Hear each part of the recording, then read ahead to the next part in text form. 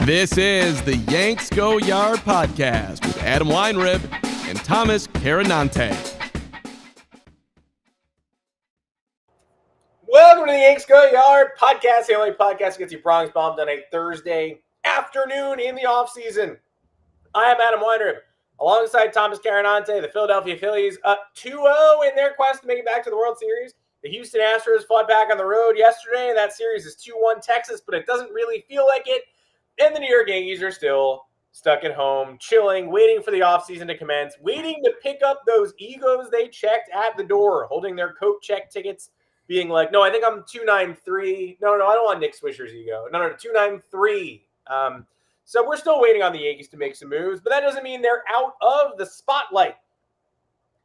The Los Angeles Dodgers certainly sound like the Yankees this week. I'll tell you that much right now. If you haven't been listening to what's coming out of LA, after that team had another organizational failure, their words, not mine, in the postseason, they're in run-it-back mode. Dave Roberts is coming back. Andrew Friedman's not going anywhere. He's not acknowledging he made any roster-building mistakes. If you're sick and tired of the Yankees, recommend you listen to the Dodgers, who are saying the exact same things. It's not just New York disease. A lot of the discourse this week has been about whose model the Yankees should copy. What's the best way to build a roster built for October? Andy Martino of SNY specifically set us off here by saying the Phillies model is completely unreplicable. I don't agree with that. I think the Yankees from 2004, 5, 6, 7, 3, 2, all those early 2000s years, they kind of did the Phillies model, right? They made the World Series during that. They made the playoffs every year.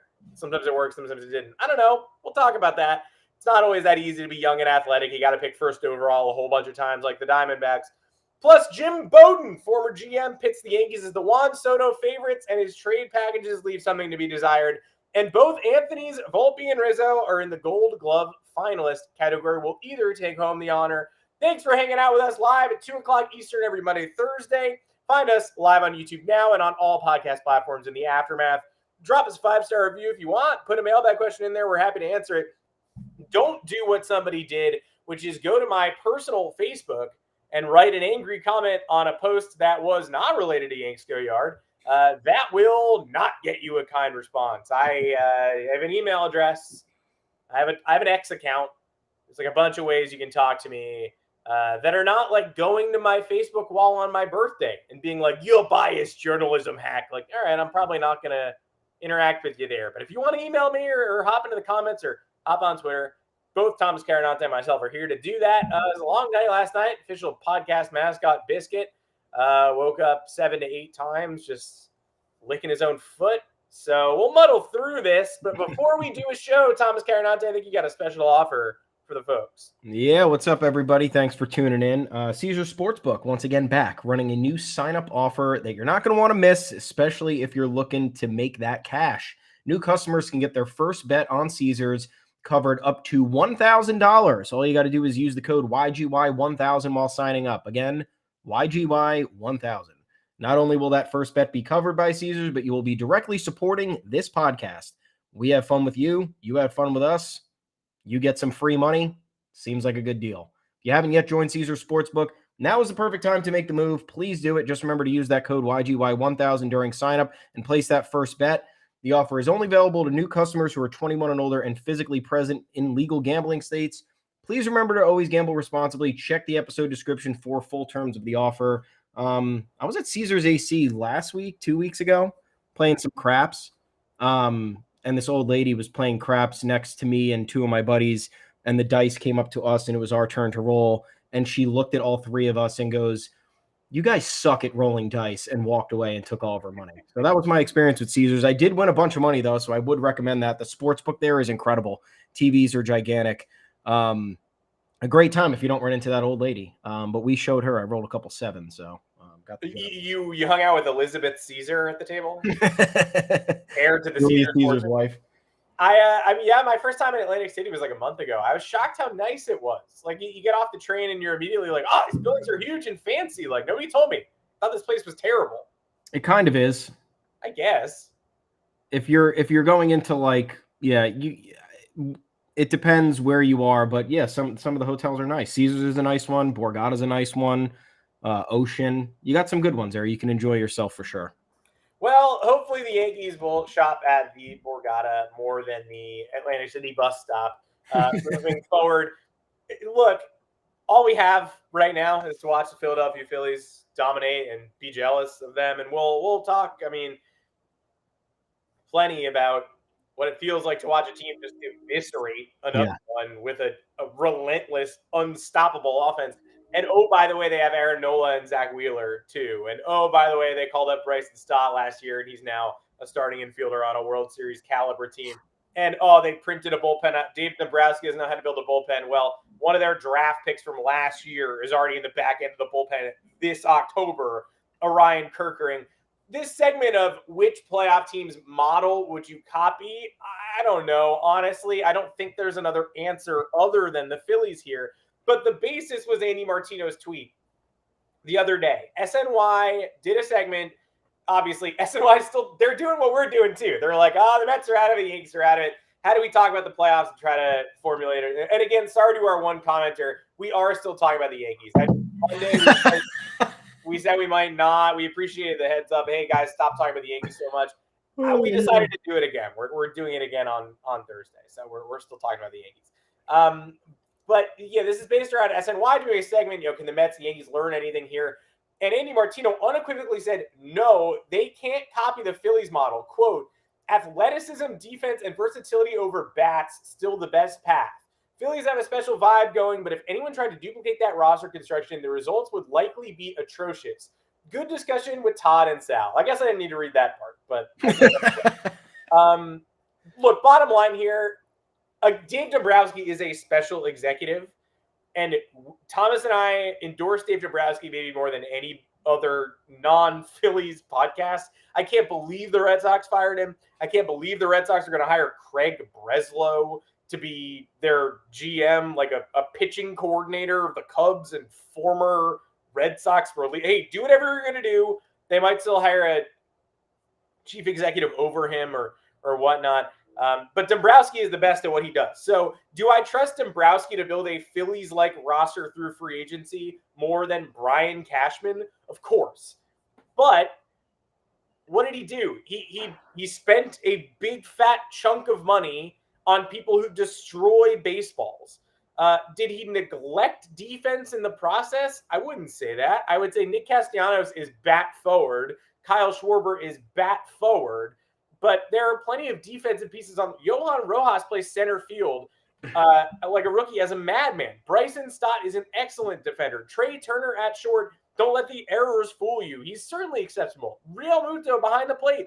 Guns runners down, the best catcher in baseball. Also happens to have 20 homer power. It's not like defense is a non-factor. It's just that every time he acquired somebody, he said, can they fucking hit? And they can. And most importantly, they intrinsically connect with the city of Philadelphia. So is this a one-of-a-kind roster that would work in Philly and wouldn't work elsewhere? I don't know. I think all these Northeast cities would welcome this kind of thing. New York, Boston, like just because it's Philadelphia specific doesn't mean it's not hard scrabble. Like this doesn't feel like a Dodgers team, but this would be perfectly at home anywhere in the Northeast corridor. Baltimore, Washington. This just feels like a cold weather baseball team that rolls out of bed in October. And he has done the very difficult in splurging in free agency, but finding a whole bunch of free agents who respect each other, and who play really well off each other. It's tangibles and intangibles. He doesn't go to the market and just buy a bunch of pieces that are incongruous. He goes to the market and buys people that play well together and want to win for each other and their city. So is this model impossible to replicate? No. The Yankees have always traditionally prospered when they spend. Same with the Texas Rangers this year. That's why they're here. The Yankees are never drafting first overall for 3 straight years. Never. But what they can do is build a farm system and supplement it through massive free agent deals that play well off each other, like what's going on in Philadelphia. And in case you're still torn on whether the Yankees can replicate this or not, Kevin Long, Yankee. Rob Thompson, Yankee. Bryce Harper wanted to be a Yankee. Kyle Schwarber, who we'll talk about in a bit. Brian Cashman's supposed white whale. Not only could they have replicated this, they had all these people in their shopping cart and then lost out on a few of them. So they basically had the opportunity to, but didn't do it first. Good for the Diamondbacks, balling on a budget. Jordan Lawler, Corbin Carroll, all these top picks. Like, Yankees need a scouting department that's able to recognize diamonds in the rough and find stars at 23, 24. But they're never picking first. They're never picking first 2 of 3 years in a row. They are never going to be able to build this athletic roster, 15, 20 homer power all around the diamond, move these pieces around interchangeable. No, they need to be the Phillies. If they can't be the Phillies, they're not winning another World Series anytime soon. If they can't be the Phillies, then what are they? Personally, I would like to be like the Houston Astros. Not the cheating stuff, but the international scouting, the drafting, even after those top picks, and then the cultivation of talent and maintaining. Like we talked earlier this year, we had the series against the Braves. Everyone's like, "Oh man, why don't we just be the Braves? Wouldn't that be fucking sick?" And it's like, yeah, you can't. Like, the Braves have their own weird thing going on. That's not what a team like the Yankees can do. The Phillies, and this is what I think this is an easy point to dissent to make a headline and make an actual point, but I don't think Martino did that because the Yankees aren't athletic. The Yankees don't have speed. The Yankees don't play defense. So what are you arguing? You're just arguing that a different team other than the Phillies would be better than this version of the Phillies. If the like, I don't, that's where he kind of lost me. But what the Phillies have done is exactly what the Yankees can do and have done. The Yankees don't draft well. They don't scout international free agents particularly well. They don't make blockbuster trades and get most of their resources out of that. They don't have a whole lot of homegrown talent, no matter, however you want to look at it. So the next option, which the Yankees have done historically outside of the dynasty, is to buy. And even during the dynasty years, they bought. They made blockbuster trades. They made free agent signings in conjunction with the core four. But in the modern day era, when the Yankees have realized everything is kind of cascaded, they haven't had any draft picks that have come through except for Brett Gardner, Aaron Judge, and now Anthony Volpe. And I don't think 1 year of Volpe tells us anything. The international free agents largely have not been good for the amount of money that they've spent on that front. The trades, Cashman has traded nothing for nothing, time and time again. Top prospects who turned out bad for major leaguers who are probably just as bad or just as irrelevant. So I look at the Phillies, and you could have had any of these guys at any different points.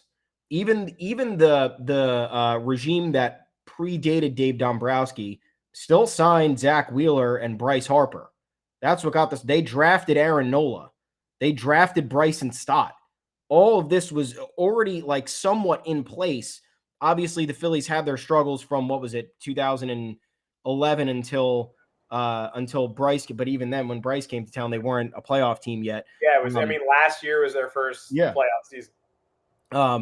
So at the way that you look at it this way, with all the free agents the Yankees have passed on, with all of the payroll cutting the Yankees have done, the Phillies just managed it. Do I think that the Yankees need to sign a new free agent every single year to a mega contract? Not exactly. I think if you do your job correctly, you can do that once every 3 years and still be fine.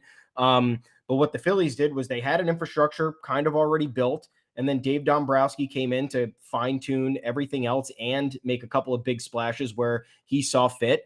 And that's essentially what the Yankees should be doing. They should be righting wrongs by spending a little bit of money. They should be bringing in the top talent that wants to be there.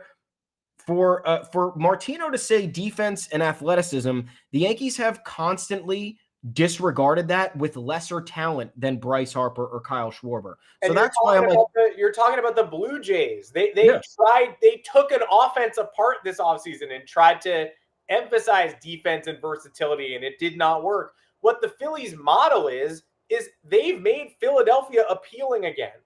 Yeah. That's the model. Dave Dombrowski has sold the city of Philadelphia to Castellanos, Schwarber, Turner, everybody who's joining Bryce Harper. The Yankees need to sell the Yankees to free agent classes into the trade market. Aaron Judge is your Bryce Harper. Now go and find a bunch of people who fit around him. Anthony Rizzo is a good start.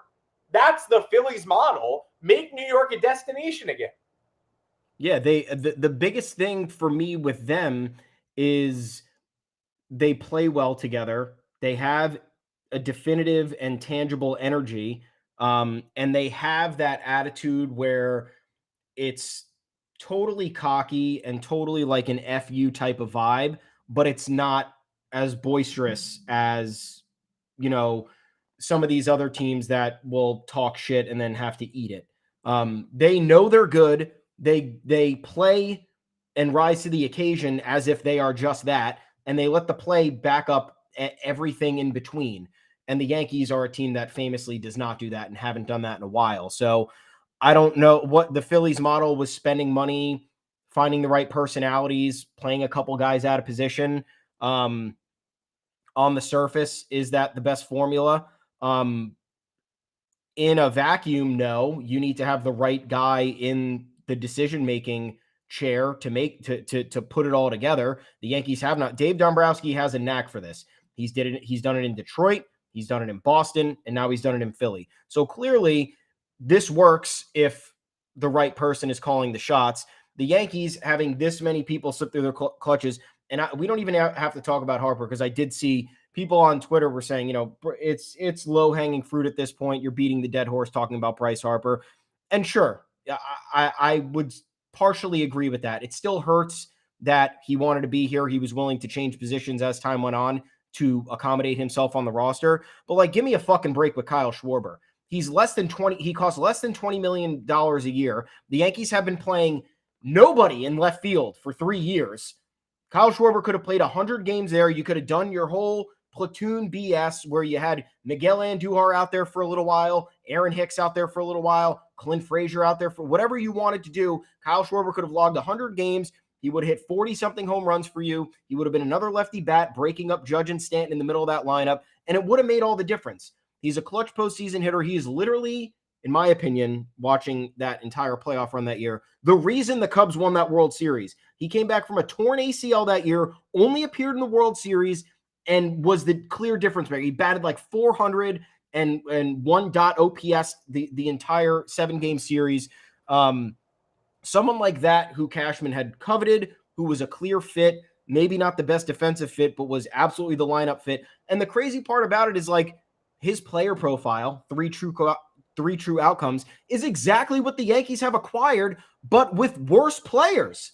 So they drew the line at Kyle Schwarber at this point, where they're like, we have too many of these redundant players. We're not going to go out and spend $19 million a year on the one that is clearly above and beyond better than everybody else. So if the Yankees had added I think if the Yankees had added Zach Wheeler, who they tried to trade for at one point and never did, and signed Kyle Schwarber, we're talking about an entire different history of Yankees baseball. And we don't even have to talk about the misses on Machado if you want, Harper if you want, Max Scherzer, the free agency, the 5-6 free agencies prior if you want. Yeah, John Lester. Yeah. Zone in on those two guys of the modern era when you clearly needed the help for this window. I'll just start it in 2017, and you could take away the bigger names that everybody's crying about. Insert 2 of these non-costly. They cost $40 million a year total for a number 2 starter and one of the best, lefty DH power hitters in the league. And that's where, and I don't understand how they couldn't accommodate that. That was, you look at all the contracts around the league, those are all bargains. At one point, there was a time when Schwarber was like a $10 million player when he went to the Nationals. And that was the offseason that they supposedly had him in their sights. Finally, they've coveted him for so long. Now he's been non-tendered. Now we can make our move. And they deemed that he was not a $10 million player. You want lineup balance. You want power. No one's ever been more of a Yankee than Kyle Schwarber. Stick him in the, very easy to, I guess it's Stanton. I guess Stanton's the issue there. They couldn't stomach him in left field, but left field at Yankee Stadium, not really like a real tough, place to play. I feel like you could probably stick him in there. Or Judge in center, Schwarber in right. Do whatever you want to do. Yeah. Whatever you have to do to get him in the lineup. In terms of Schwarber versus Nathan Eovaldi, these are just 2 near misses who both could have been on this year's Yankees team. Schwarber, of course, you could have signed him in 2021 for the 1 year, then kept him long-term. Eovaldi wanted to come to the Yankees this offseason. He only cost $17 million a year. for only 2 years. He's a bona fide postseason performer, unlike really anybody else. Nobody is like him. He, when the lights are brightest, steps up. He occasionally doesn't complete 130, 140 innings in a season. He gets hurt, he has to take a month off, whatever. As long as he's available in October, his October starts and relief appearances are worth your $17 million. So it's a tough one, but for me, it's Schwarber, right? Yeah. You want Nathan Eovaldi in October. You don't need Nathan Eovaldi in July. You can mimic him. You can sign an equivalent. You could hope he has the October pedigree. Aaron Nola. You want to spend long-term on Aaron Nola this offseason, you could do that. Schwarber is irreplaceable. He's also an irreplaceable teammate. Look what he did in Boston in 2021. Everybody credits him in Philadelphia for being the galvanizing force in that locker room, almost more so than Harper. Could have been ours. If Cashman really coveted him, it was very easy to get to the finish line here. He would have made a bigger difference in pinstripes than arguably anyone except for Bryce Harper, who's been available in recent seasons. Harper, Seager, Kyle Schwarber are my top 3, to be honest. And the Schwarber thing, Red Sox fans have Red Sox brain disease, where while he was in Boston, they were calling him Kyle from Waltham. He galvanized them. He created a playoff run. They're in the ALCS, 2 games away from the World Series with a shit roster because Kyle Schwarber is there, playing first base, playing the outfield, playing both poorly, but bringing the offense to the finish line spectacularly. And as soon as he leaves, Red Sox fans are like, ever seen him play defense? People are like, Red Sox sure miss Schwarber. And they're like, I thought, don't you guys want our defense to get better? How do we do that with Kyle Schwarber? Wasn't he literally your mayor 2 years ago? He was literally your mayor. He was the centerpiece of a team that almost won the World Series. Nobody forgets faster than those morons. But if he was in New York, it would have been the same thing. You'd be occasionally frustrated with his defense. There'd be 2 weeks where he's not homering. And you'd be like, did we really need this guy to hit 150? And then October lights turn up. He like finds a song. He plans a celebration. He changes the clubhouse. He starts a tradition. He brings in a Viking helmet or whatever. He is Todd Frazier, except for he hits 50 home runs and has access to a short porch and can laser baseballs to the front row. He might have hit 60 here. And he's a lefty. This one, I forgive you if you didn't see it after he was non-tendered, but I'm not there. I'm not in the locker room. I'm not paid to do this. Everyone who's paid to acquire players knows what Kyle Schwarber brings intangibly to a clubhouse. And then tangibly, the Yankees don't have an outfielder. They don't have a third outfielder right now. So add 50 home runs from Kyle Schwarber. Could have helped. And this team loves bargains, don't they? DJ LeMahieu was a bargain signing after the 2017 season. Or 2018? Yeah, 2018 season. Yeah. Why would you not pick up Kyle Schwarber after he was going to be non-tendered? Why would that be? How is that affecting your spending? It was a $10 million contract with the Nationals. Why would you not consider trading for him at that deadline after the deadline? Why would you let the Red Sox get him? I know we interrupted the Red Sox by getting Anthony Rizzo, but you look at all the opportunities they had to get someone like Kyle Schwarber, especially on a discount, because we're talking about all these other similar scenarios where the Yankees wait, and then they end up paying top dollar for somebody they could have had for either cheaper or they could have had on the flyer deal. You could have had Cody Bellinger on the flyer deal. You opted not to do it. Do I disagree with it? Not necessarily, but definitely don't sign him to an 8-year, $200 million contract now. Don't sign Jordan Montgomery. I mean, do it if you're willing to not have money be an issue, but now you let somebody else figure out what was wrong with Jordan Montgomery. Now you're going to be in the sweepstakes for him this offseason when he's going to cost the most he's ever cost, when you have the opportunity to sign him to a contract extension and have it be, somewhat favorable for the foreseeable future. Schwarber is the number one answer here. I know that pitching did affect the Yankees in 2017 and 2018, and honestly, every other year in their playoff runs. But more times than not, it's been the offense going dead silent. You need some sort of a balance. To me, the Yankees largely disadvantaged starting pitching staff did what they had to do in those playoff runs, and they didn't have the support from the offense. And if you get a couple of home runs from Schwarber every series, that is exponentially more than you're getting from the rest of the roster based on what we've seen. It's just literally based on what we've witnessed since 2017. The offense going silent. They're kind of being no life to the roster.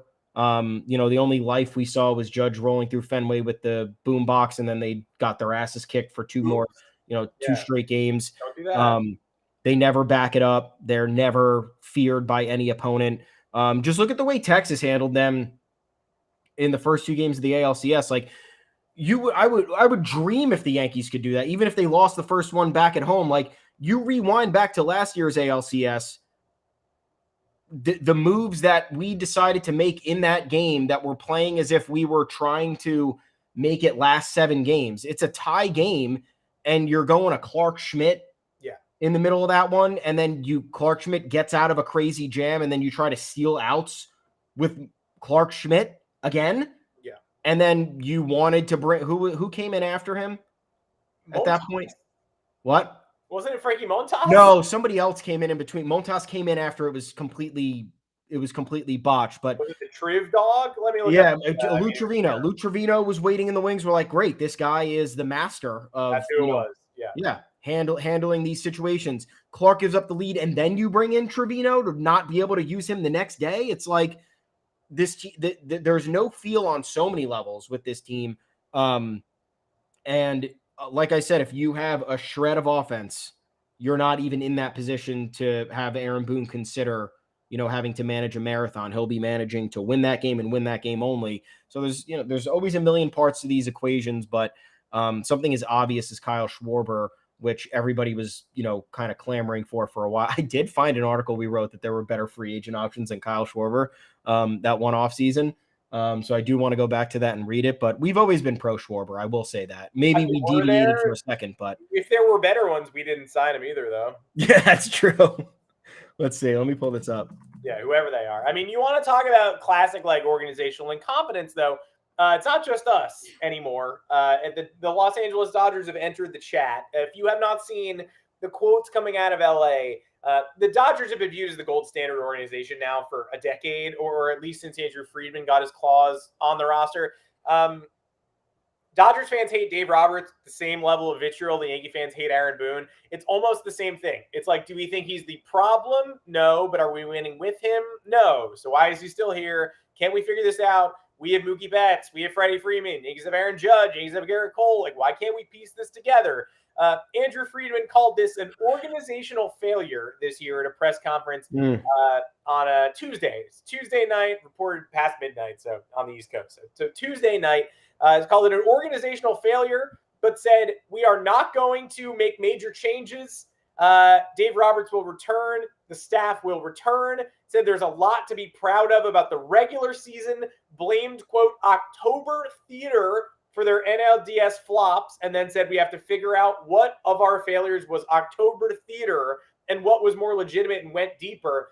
All this to say, the Dodgers won the World Series in 2020. If fans want to invalidate it, if opposing fans want to invalidate it, that's fine. It's only been 3 years since their stuff worked, and now they are stuck in absolute hell of running it back, refusing to address things, bringing elite offensive talents to the postseason and watching them get 0 or 1 hit in the resulting NLDS sweep or loss at the hands of a division rival, and then no changes after what is declared an organizational failure, no appraisal of the process at all, no acknowledgement that the process could be flawed.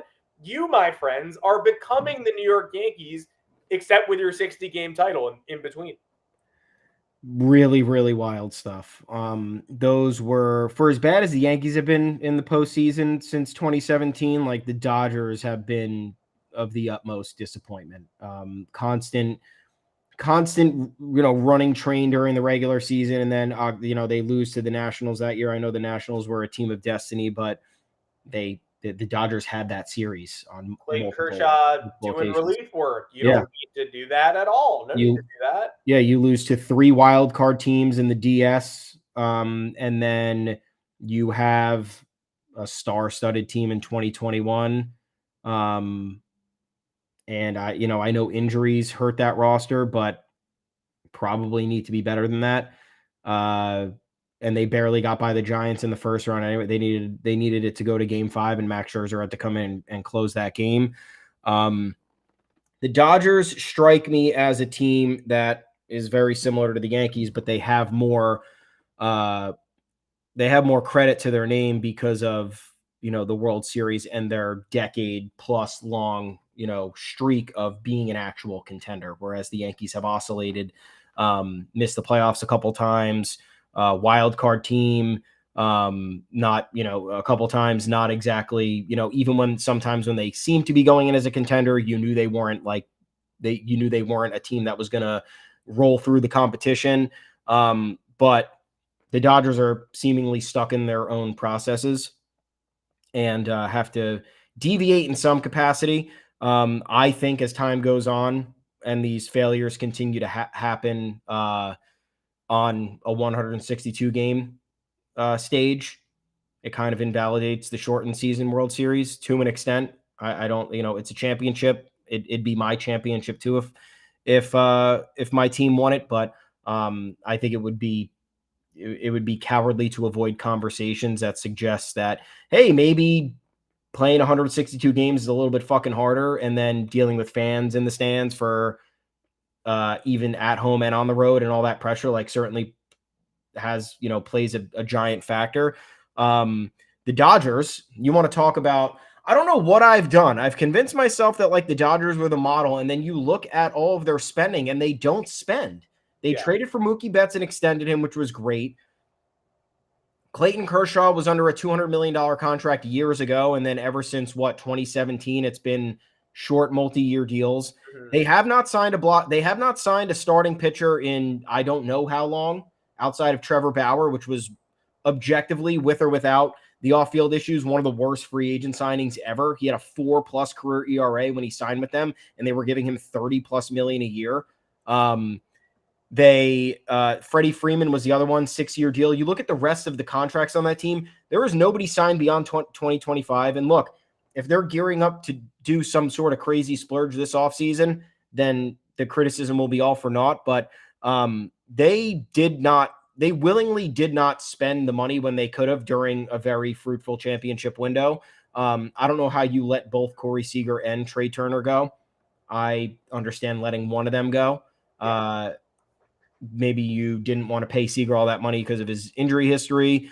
Or maybe you wanted Turner on the roster with Seager to make a bona fide unstoppable force, but you can't let two elite shortstops walk out of your clutches and then think Gavin Lux is the solution at shortstop with or without the injury. You let Cody Bellinger go and you replace him with a rookie. I know James Outman's season was good, but playoff showed up and he went away. I think again, the trades too, like Andrew Friedman made the Scherzer Turner deal, but outside of that, what other he made the Joey Gallo deal with the Yankees. That was objectively terrible. Never really made another. But I think the Yordan Alvarez trade really spooked him since 2017, or what was that? 20. Yeah, it's not Josh Fields. Yeah, to get 2016 or something. Reliever out there. Yeah. Yeah. I mean, I think that spooked him because ever since then, you haven't really seen a trade where the Dodgers like overextended themselves to get that much better. And I know that they've largely had the rosters where it seemed like they were that good, but you look at these last couple of years, like they downgraded in so many areas and like just thought, these injured reliever flyers would work for them. They didn't really. They thought the hitting in the postseason would change. It didn't really. They deconstructed their entire culture by letting Kike Hernandez, Jock Peterson, Cody Bellinger, Justin Turner, Corey Seager, all these guys go with really without a fight. And that's Brian Cashman-esque to me. Brian Cashman will let the culture guy lead, doesn't care. We'll have no issue with it, won't consult the players. And I think it's very Yankees-esque with the lack of risk-taking, the lack of aggressive spending for a team that has all of those resources, and to me, like partially a lack of a feel of the pulse of the clubhouse, because you can't go out in October with those roster. Last year was a record-setting roster, and you lost to a team that had 22 fewer wins than you during the regular season. Rolled right into the NLCS and got whipped by the Phillies. Like that wasn't close. That wasn't a series. Nope. I don't know. It's alarming how similar they're appearing to be. And you look on social media, Dodgers fans are not happy about it. I know that you have some of the the broken record complaints, like Dave Roberts needs to go, and it's like Dave Roberts is a product of the front office. They want him there. If he wasn't good enough, they Aaron Boone, a product of the Yankees front office. You want Aaron Boone gone? Great. I don't know who's going to be able to manage this team that doesn't have enough pieces, that doesn't have the October fire, that doesn't have a penchant to come through in the clutch, that doesn't, play defense well. I don't know what manager changes that. No, like outside of maybe Bruce Bochy maneuvering you a couple of wins in the playoffs with genius bullpen or, rotation decisions. I don't know what else changes. So Dodgers fans are mad. They think, that there needs to be some sort of momentous change. I don't know what that is for them, but I think at this point it's starting to be eerily similar to what the Yankees are doing and how they've found a lack of success for their standards. And add in the fact that they have harbored these repeated forgiven domestic violence offenders like Julio Urias unexpectedly left in the middle of September and derailed their playoff run this year, but it wasn't his first offense. It was not his first time being booked by cops for doing something aggressive in a public space. And the first time they said, town over everything, whatever, we'll figure it out. We'll rehab him. Domingo Germán, again, Domingo Germán ruined our playoff run in 2019. We didn't have enough pitchers, and he wasn't able to participate after a 15-win season, holding it down in the rotation because he got aggressive with a female partner in public in view of Joe Torre, in view of the league office, and he got the largest suspension under the policy ever distributed at that point. But then when he was able to come off the list, the Yankees said, all right, we believe in the talent of this borderline number 5 starter. So we're going to bring him back, and he's a family man now. Give me a break, and give me a break with harboring Urias on the Dodgers roster, and it came back to bite both teams at the same time. Aroldis Chapman last fall goes home to Miami, ditches the Yankees workouts. The Yankees call him up and say, why are you not here? Guarantee me a spot on the playoff roster. They absolutely cannot do that. And he goes home, and he doesn't pitch in the playoffs. And then Scott Effross has Tommy John surgery, and he absolutely would have been on the playoff roster, but he threw a baby fit. And in Brian Hoke's book, like we talked about last show, said he was checked out for a while. He was getting tattoos mid-season. Like, these are the personalities the Yankees banked on. The Dodgers bank on Urias. The Dodgers bank on Trevor Bauer, who bullies teenage girls on Twitter for no reason, slices his hand apart with a drone. Like, these are the people these big money franchises have relied upon instead of going in alternate directions. Folks. Yeah, I mean, you look at the Dodgers, like, take Harper out of the equation, sure. Why not Zach Wheeler? Why not Kyle Schwarber?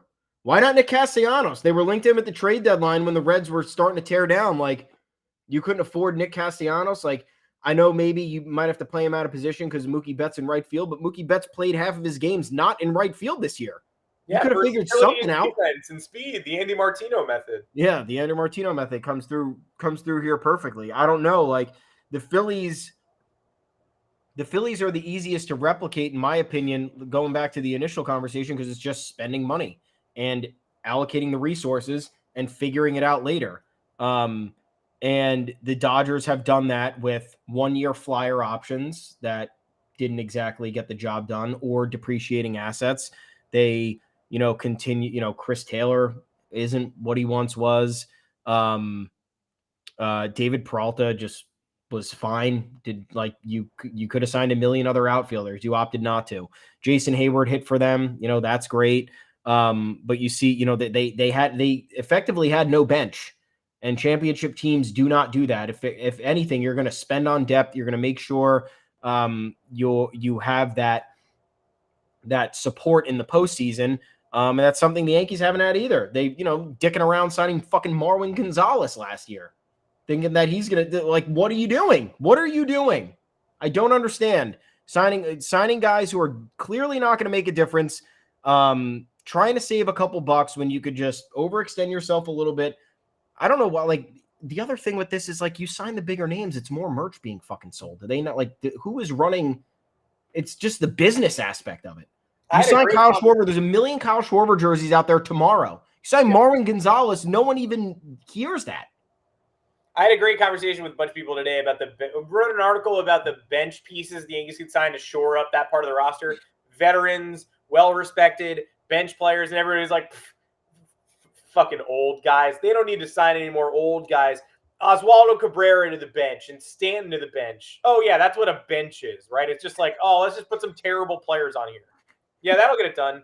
Oswaldo will get it done. Yeah, our 190 hitting, bench. Oh, in the clutch, here comes Oswaldo for the pinch hit. The 90s Yankees had Tim Raines on the bench. The 90s Yankees had Darryl Strawberry on the bench. Yeah. Your bench needs talent. Your bench needs matchups. Lefty reliever comes in late. Where's your great platoon guy to bring in off the bench? It's not like, hey, we got any 170 hitters at AAA? Can we just fill the bench with them? Great, done. Roster spots aren't important anymore. Let's just put our worst players on the big league bench. Like, some fans need to continue to get a grip. It's a long offseason, folks.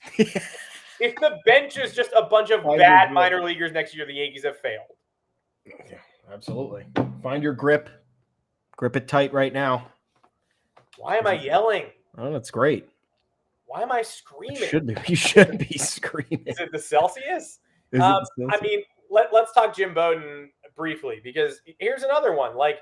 So Jim Bowden, former GM Jim Bowden, not in a front office right now, right? He's a former general manager, no longer works with any organizations and writes for The Athletic. So anything he writes is just like, hey, this is one old GM's opinion. These teams could use this player. These 5 teams make sense to me. These players could be involved in trade packages. Sure. Great. It's a fun article to write. It's what he's paid to write. Everybody spent the entirety of the last 48 hours ripping Bowden's trade packages, and they deserve to be laughed at. The Red Sox one was abysmal. Red Sox trade package says the Red Sox should send Alex Verdugo and Tanner Houck and Miguel Bleis for Juan Soto. Miguel Bleis tore his shoulder to pieces this year. Didn't play. Terrible when he did play. Alex Verdugo is the most hated player internally by the Red Sox on the Red Sox. They don't want him. You can trade him for Juan Soto. They don't want him. They almost traded him for Clark Schmidt this summer. Juan Soto. And then Tanner Houck, like a 4-inning starter. Yeah, that's not a trade. Sorry. And so the Yankees trade is not worth dissecting in that way either. He was like, hey, maybe Pereira, maybe Johnny Brito, maybe Michael King. Probably not. Probably Pereira, probably Trey Sweeney, maybe Peraza, and then look to the Florida Complex League. All these teenagers that are stud prospects of the future. Connor Delgado, Roderick Arias, John Cruz. We've talked about this before. But then you have legions of fans being like, the Yankees are never going to get Juan Soto in exchange for Johnny Brito. And it's like, no kidding. Jim Bowden not in the room. Doesn't matter. Jim Bowden not leading the conversation, not leading the discussion, not volleying pieces back and forth, not involved at all. A 65-year-old man sitting at home. It doesn't matter what names he throws out. The most important thing in the article was that the Yankees were connected to Soto, and they were connected most prominently. Again, in the number 1 spot. And I don't really care about Jim Bowden's opinion on the matter. I just want to see Yankees and Soto together in as many articles as possible, because he is the guy. He's the guy. They're not going to be contenders in 2024 unless they get Juan Soto. Maybe they just won't be contenders in 2024, sure. But he's the guy if they want to do it a 1 year-over-year makeover. He's the guy. Yeah, and it's another one of those obvious fits, right? Where it's just like, just do it. You probably have the resources. This is a clear fit talent-wise, and I mean, even if he was a right-handed hitter, you still do it. But yes. He perfectly fits with the Yankees need. He played mostly left field this past season, so you can just stick him right out there and see how it goes. And then if you want to pay him, you pay him. If not, and it doesn't work out, then you move on. But the Yankees better not get in their own way. I agree. I love seeing the links. I hope that there's actually some substance to it, as opposed to it just being, oh, it's Juan Soto. Oh, it's the Yankees. Oh, yeah, that makes sense, right? Because the Yankees typically don't really do these moves anymore. But I hope the Yankees just don't get in their own way and are be like, you know what? Everyone's telling us to do this. We're not going to do it. Why would we do that? Let's do something different. Let's overpay for fucking who even is out there this offseason. I don't even know who's out there. Like Brian Reynolds would have been, to me, a contrived move. That was something we were talking about for so long. Like, yeah, sure, it's a good fit, but a couple good years, you're really going to give up that much in return for somebody who... He's typically a WAR star. Like, you look up at the end of the year and you're like, whoa, 6.8 WAR. Where did it come from? Yeah. Like his 18 homers, his 72 RBI, it's all defensive. Like, I don't know. Sure. Yeah. Last year he put up 2.5 with 24 bombs, hit 263, 113 OPS plus. Good player. I would take that.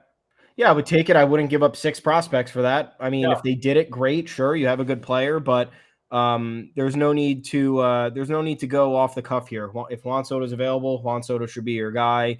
There really shouldn't be many restrictions. I think, again, I think what you said last episode, like AJ Preller knows he's not getting Jason Dominguez and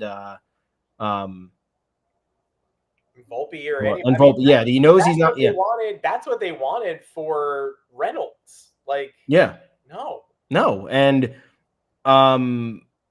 these trade packages from Bowden are obviously like whatever. Like it's sure they're not going to look exactly like they are. It's a bit of an underpay for almost all. I mean, it's a pretty big underpay for all these teams, but some Red Sox fans are on like day 3 of their Mountain Dew binge, eyes red, bloodshot, sitting in front of their home computer. Their mom is like, "Come upstairs, Johnny, your uncle is here." And he's like, "Mom, I'm still tweeting about Jim Bowden's Juan Soto package. It's ridiculously low, Mom." Like, some Red Sox fans, "Can you believe Johnny Brito's in it?" "Yes, honey. You told me that yesterday at breakfast. I'm really worried about you. You're growing rodent teeth." Dinner's ready, honey. I'm trying to get the upvotes on Reddit. Come on. People need to know. His ERA is 4.28. It's not even applicable. Some people are telling me Brian Bayo's ERA is similar. They don't know ball. Okay, son. All right. The Reverend is outside. He wants to see you. He's worried about you. The Reverend's here to perform an exorcism. He's beyond saving. We can't do it. Either way, like whatever the trade packages are, that's what they are. I think it's important that the Yankees are merely linked. I think that they should know that. I think part of what needs to happen this offseason too is like Hal Steinbrenner claiming he knows what's wrong. I hope Hal Steinbrenner has watched any baseball over the last 2 weeks. Does he like it? Does he like it? I don't know, but if he's watched any baseball over the last 2 weeks, he would know that there are many fireable offenses for his entire front office over the last 6 years. And I'm not saying fire them now, but it should be some sort of a siren for him to be like, guys, I'm watching all these fucking teams do better than us when they shouldn't be, because we should either A, have some of these players, or B, instill different practices like a lot of these other franchises did over the course of the last 5-6 years to make sure that they were in a better position. Fucking fix it now. And that should be the meeting. And if you have to fire a couple people, you have to fire a couple people, whatever it is. But if he's watching an inning of any of these games and he sees the final 4 teams remaining, even the Braves, like, yeah, sure, the Braves got dumped in the NLDS, whatever. The Dodgers got dumped in the NLDS, whatever. Their regular seasons were night and day compared to the Yankees. Their lineup constructions, night and day. Their pitching staffs, night and day. Outside of, I guess, the Yankees bullpen was pretty good. But there needs to be some sort of realization. And Soto, obvious fit. These countless other players on all these other contending rosters, obvious fits. They can't let another obvious fit fall out of their fingertips if it's available. Especially since Boston is certainly lurking. They're not going to be able to get away with a Verdugo trade, but they might make a Juan Soto trade. So you can't let them do it. They're not going to have to give up Martello Meyer to do it. You're not going to have to give up Dominguez to do it. Just get it done. Get it done. And you're not going to have to give up Volpe either, who is Anthony Volpe and Anthony Rizzo became Gold Glove finalists this week. Anthony Rizzo played 99 games at the first base position this year. I don't get it. I don't get that one at all. But Gold Glove finalist has never meant less to me, especially after this list of Gold Glove finalists that came out. It's like name 3 famous players at X position. Like shortstop, Anthony Volpe was actually very good this year. He rates he and Carlos Correa. It's the finalists are Volpe, Correa, and Corey Seager.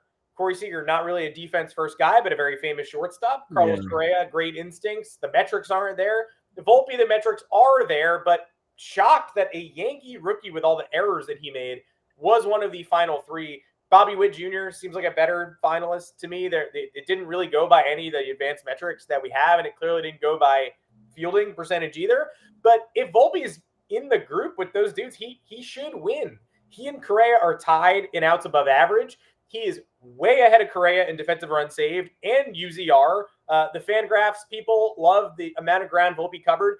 He doesn't have the arm strength of a Correa, but he clearly makes up for it with better range and was able to utilize his arm strength best through defensive positioning and instincts and quick twitch ability.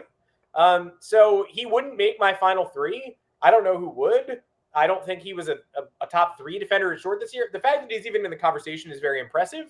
And if he doesn't win, it'll actually be unexpected. He probably is the favorite at this point, even though he might not even deserve the nomination.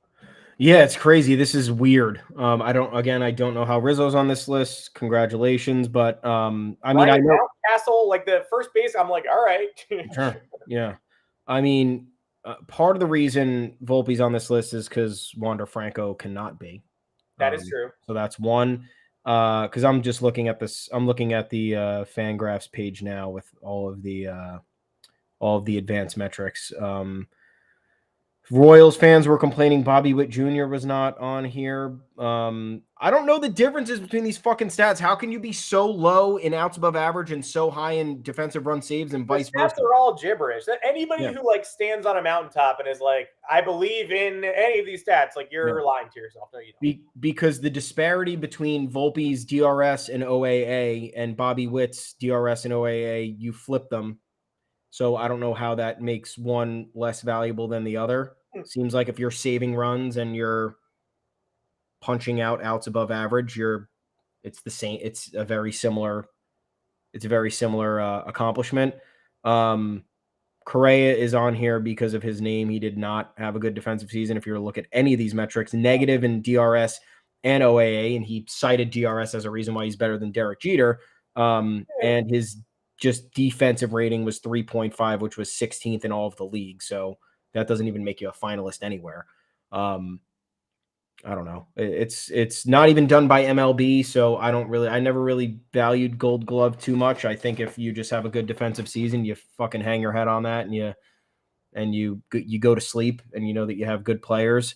It'd be nice if Anthony Volpe won. I guess at this point, like, probably does have the edge over these guys. Like, where is Seager here? I don't even see Seager in the top 20 for defensive rating. I don't see Seager. Seager is 9th for defensive run saves with 5. That's 10 short of Volpe.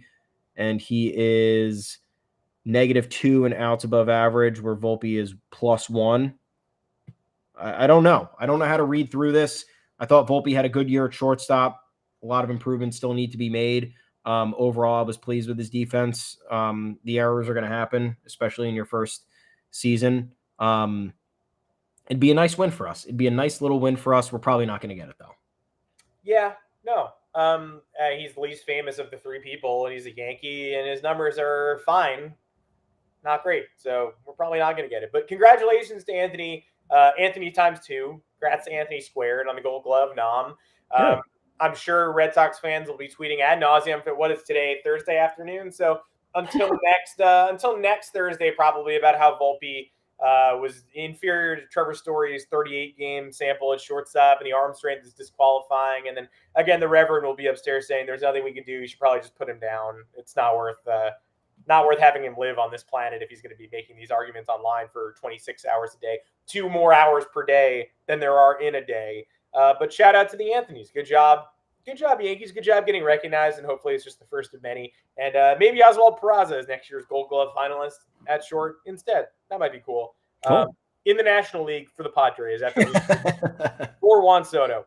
That is it for this edition of the Yanks Go Yard podcast. Thanks for joining us at 2 o'clock Eastern. We're here every Monday. We're here every Thursday. We're going to vary it up a little this offseason, going live whenever needed. We'll go live during the winter meetings. We will go nuts all offseason long once things actually get exciting. Once the playoffs are wrapped, once hopefully the Houston Astros are gone, we can get back to talking about the New York Yankees after the New York Yankees are actually active. You can find me on Twitter or X at Adam Weiner. Thomas Carinante, where can the people find you? I'm at Tommy's_takes. We're both at the official Yanks Go Yard Twitter account, but you don't know if it's official because there's no check mark anymore. But Yeah, you'll find us who knows? at Yanks Go Yard FS. Appreciate you guys tuning in as always. Head on over to yanksgoyard.com. Tons and tons and tons of offseason content. You wouldn't believe there's this much, but guess what? We're finding it, we're mining it, and we're creating it, and you're going to read it. You're going to enjoy it. Appreciate all the support. Fernando, do not get fired, please. Don't do that. Don't do that. Meeting in 4 minutes. Good luck, buddy. We wish you the best. Otherwise, you guys have a great weekend. Wish Adam a happy birthday. His birthday was 2 days ago. 2 days ago. We didn't mention that on Monday. I don't know why. I don't know. I mean, I don't think I let a lot of people. We don't do birthday eps on the Yanks Go Yard podcast. We should. We should probably. We got in Java. I got audio of Curtis Granderson wish me happy birthday because our old friend Jason, who's been on the show before, Jason Taylor, brokered it. And he told Curtis Granderson it's Adam's birthday. And Curtis was like, "Hey, enjoy the birthday, man." And it was very earnest, but I still was like, I gotta get out of here. I cut the interview short. Don't talk about my birthday. But thank you everybody for the love. Obviously, yeah, baby. Enjoy the Celsius. Happy birthday, Fernando, too. Monday's a good one. Yeah, baby. Bryce Harper's birthday, and then I share it with nobody. Mickey Mantle's coming up. Got a fun birthday trip this weekend, so hopefully we can enjoy that. And we'll get back to it on Monday. I'll be a little hungover, maybe several day hangover potentially, or just up all night because this dog is a menace to society. And sleeps for like an hour. How do you weigh in the comments below? How do you get a dog to sleep? How do you calm a dog down after it wakes up? What do you do? CBD. You get it seems like he's just getting his REM cycles and then he's getting up and he's ready to go. That's exactly what he's doing. You go to the crate and he's not like making a noise or disturbance, but he's just standing up in it, staring at you, and you're like, how long have you been doing that? Benadryl, Benadryl is, you can do Benadryl for sure. I've done that before. Yeah. Human trials in dogs. We're gonna test it on the podcast. We'll let you guys know. Have a good weekend. We'll talk to you again on Monday, 2 p.m. Eastern live right here. Enjoy. Shout out. We'll see you on Monday.